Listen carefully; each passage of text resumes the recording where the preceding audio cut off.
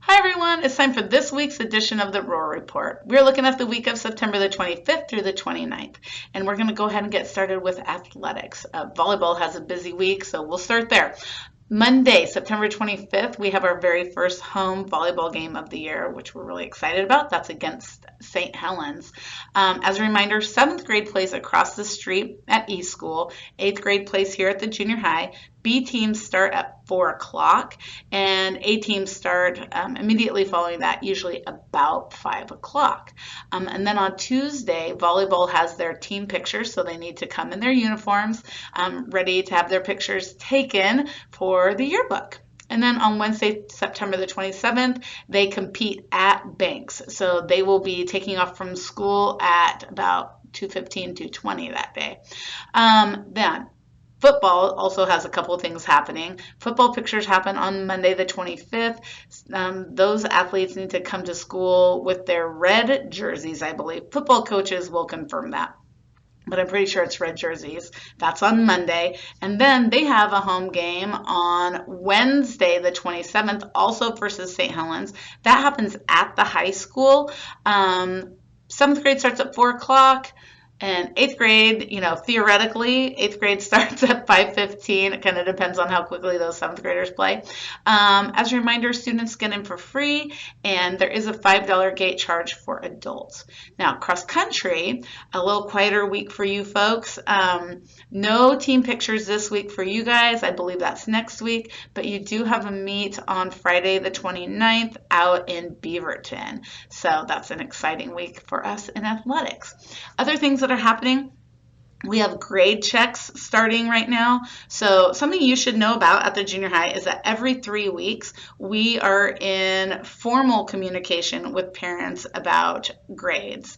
That's because we don't want a report card at the end of the trimester to ever spring any new information on you. So at the 3-week mark, we do grade checks. We just pull all of our information out of Synergy and look. You can also be looking at this on parent view or student view at any time, but we just pull it every 3 weeks.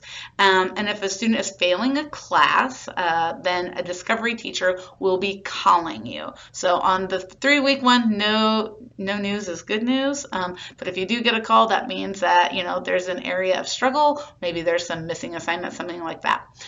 We just want you to know that.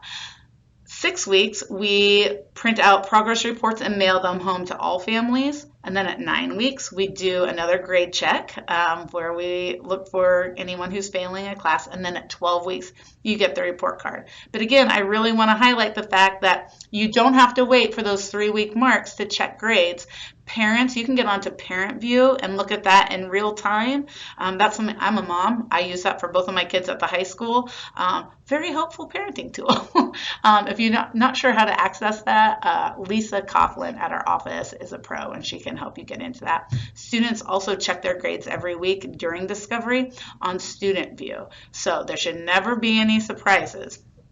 Another thing that I want all people here to be aware of is that we actually have we're kind of switching gears here, but a food pantry at the junior high that operates out of our community resource center on the west end of the building.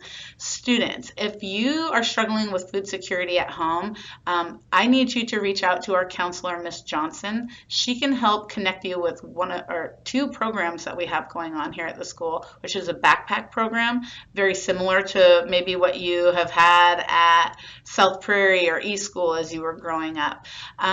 So that's something you still access, and you just need to talk to Miss Johnson about that. Or for bigger needs, there is our food pantry, which will be made available to students on Thursdays. And you can also talk to Miss Johnson about that and about when you can shop in the food pantry. So those are important things. And then finally, one of my favorite events of the year is happening this coming Saturday, September the 30th. It's called the Grand Kermesse, and it is a celebration of Hispanic heritage. And that is happening at the high school on Saturday from 3:30 to 7. It is an amazing event. The food is unreal. Like, I would go for the food alone.